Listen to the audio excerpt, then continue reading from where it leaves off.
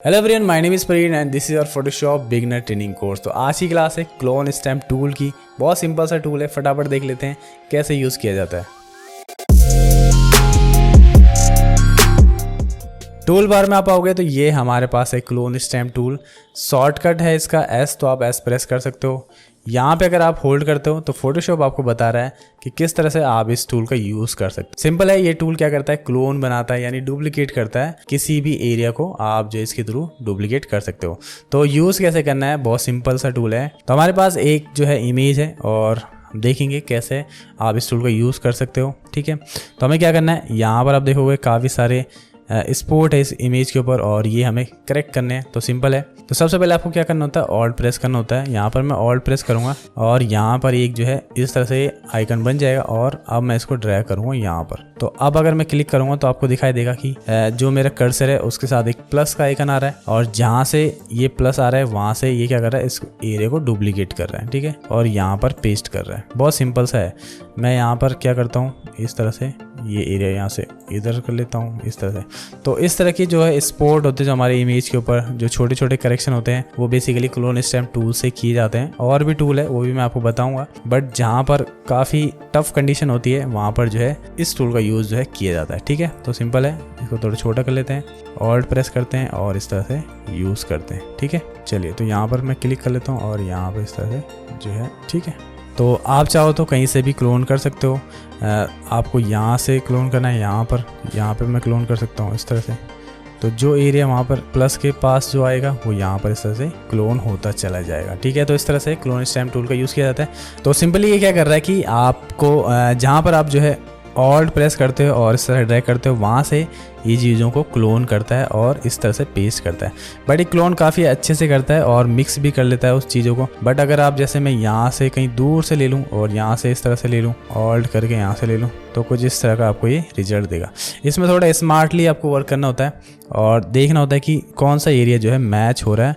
जैसे यहाँ पे स्किन टोन है तो आपको मैच करना है और इस तरह से करेक्शन करना है। ठीक है, कुछ चीज़ें यहाँ पे देखोगे जहाँ पे हमने डुप्लीकेट किया मैच प्रॉपर नहीं हो पा रहा है। इसको जो है काफ़ी डिटेल से और काफ़ी आराम से आपको यूज़ करना होता है ताकि आपको ये अच्छा रिजल्ट दे। ठीक है, और भी इसके साथ कुछ क्रिएटिविटी आप कर सकते हो। फिलहाल के लिए मैं इस तरह से ये छोटी छोटी जो चीज़ें हैं इनको करेक्ट करके दिखा देता हूँ।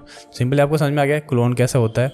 ठीक है, इसके अलावा अगर ऐसे एरिया के लिए हमारे पास ये एक टूल है स्पॉट हीलिंग, ये हम आगे देखेंगे। आपको बता दूं ये सिंगल क्लिक में आपको करके दे देता है इस तरह से। ठीक है, तो ये और भी इजी टूल है, बट क्लोन स्टैम्प भी आपको यूज़ आएगा बहुत बार। बट अगर आपका इस टूल से अच्छा रिजल्ट आ रहा है तो आप जो है इसका यूज़ कर सकते हो। ठीक है, तो बहुत सिंपल है। ये दोनों इसी तरह के रिटच करने के लिए आपको यूज़ होते हैं। जहाँ पर आपको इमेज के ऊपर काम करना है, इस तरह की करेक्शन करनी है, तो ये टूल जो है यूज़ किए जाते हैं वहाँ पर। ठीक है, तो क्लोन स्टैम्प से सिंपल है, आपको ऑल्ट दबाना है, इस तरह से ड्रैग करना है और ये एरिया को ये क्लोन कर रहा है। ठीक है, तो आप चाहो तो क्लोन स्टैम्प स्पॉट हीलिंग को हम डिटेल में आगे देखेंगे। अभी जस्ट एग्जाम्पल के लिए मैंने आपको बताया कि हमारे पास टूल और भी है जो ऑटोमेटिक ये AI के थ्रू इसने काम किया, ऑटोमेटिक ये करेक्शन इसने यहाँ पर कर दी। ठीक है, चलिए एक एग्जांपल और बताता हूँ आपको। यहाँ पर हमारे पास एक इमेज है, यहाँ पर मैं सिंपली चाहूँ तो इस तरह से ड्रैग करूँ और इस एरिया में यहाँ पर मैं डुप्लीकेट कर सकता हूँ। ठीक है, तो एक मेथड ये है, ये बहुत सिंपल सा मेथड है। यहाँ पर एक सेटिंग होती है हमारी क्लोन सोर्स, तो ये क्लोन सोर्स आपको विंडो से मिल जाएगी। ये यहाँ पर है सेटिंग क्लोन सोर्स, तो यहाँ पर मैं इसको ऐड करके रखा है। इसमें कुछ सेटिंग है, जैसे कि पहली सेटिंग मैं आपको बता दूं, फ्लिप कर सकते हो आप। जैसे मैंने यहाँ पे किया ऑल्ट और इस तरह से ये आ रहा है। ठीक है, ऑलरेडी फ्लिप था। ठीक है, यहाँ पर मैं कंट्रोल Z कर लेता हूँ तो ये फ्लिप हो गया हमारा डिज़ाइन, यानी ये इस तरह से फ्लिप कर सकते हो आप। दूसरा आप क्या कर सकते हो, साइज़ छोटा करना चाहो, इस तरह से मैं यहाँ पर 80% कर लेता हूँ। ठीक है, अब अगर मैं यहाँ से कॉपी करके यहाँ ले जाऊँ तो ये इसको इस तरह से थोड़ा सा छोटा कर देगा, यानी जो क्लोन करेगा उस साइज़ से थोड़ा सा छोटा कर देगा। यहाँ से चाहो आप तो इसकी यहाँ से जो है इस तरह से डायरेक्शन भी चेंज कर सकते हो। अगर मैं यहाँ पे करूँ आप तो ये जो है इस तरह से डायरेक्शन चेंज कर रहा है। तो ये छोटी छोटी चीज़ें आप काफ़ी क्रिएटिविटी इसके थ्रू कर सकते हो। आप यहाँ पे देखोगे यहाँ से हमने फ्लिप किया था, नॉर्मल अगर इसको रखें यहाँ पर तो ये इस तरह से काम करता है। ठीक है, सिंपल इसको 100% कर लेते हैं, तो ये इस तरह से था। जो नॉर्मल में रखेंगे तो एज अ टीज़ ये करेगा, बट आप फ्लिप कर सकते हो, साइज़ को छोटा सा कर सकते हो। यहाँ पे अगर मैं 50% करूँ तो और छोटा हो जाएगा, और यहाँ से मैं इस एरिया में करता हूँ। तो जहाँ तक आप ड्रैग करोगे वहाँ से उठा के ही यहाँ पर लाएगा। ठीक है, तो इस तरह से आप चीज़ें कर सकते हो, बहुत सिंपल है। इसके अलावा इसमें आप देखोगे टॉप में यहाँ पर अलग अलग स्टैम्प है, तो इन स्टैम्प के अंदर आप जो है डिफरेंट जैसे मैं यहाँ पर क्या कर लेता हूँ, इसके अंदर मैं एक इस एरिया को क्लोन कर लेता हूँ। ठीक है, और इसके अंदर मैं यानी अलग अलग स्टैम्प के अंदर आप अलग अलग डिज़ाइन को रख सकते हो। ठीक है, ये हमने यहाँ से क्लोन कर लिया, इसको फ्लिप कर लेते हैं और साइज़ हमें 50% किया है, तो इस तरह से ये छोटा भी आ रहा है। ठीक है, अभी मैं चाहूँ कि बोर्ड को यहाँ पर जो है मुझे पेस्ट करना है, इसको थोड़ा सा मैं छोटा कर लेता हूँ, पहले फ्लिप भी कर लेता हूँ और यहाँ से जो है इसका एंगल भी चेंज कर लेता हूँ। ठीक है, तो इस तरह से मैं यहाँ पर इसका यूज़ कर सकता हूँ, यानी अब मुझे जो है सैंपल लेने की ज़रूरत नहीं है, हमने यहाँ पर सेट करके रखा हुआ।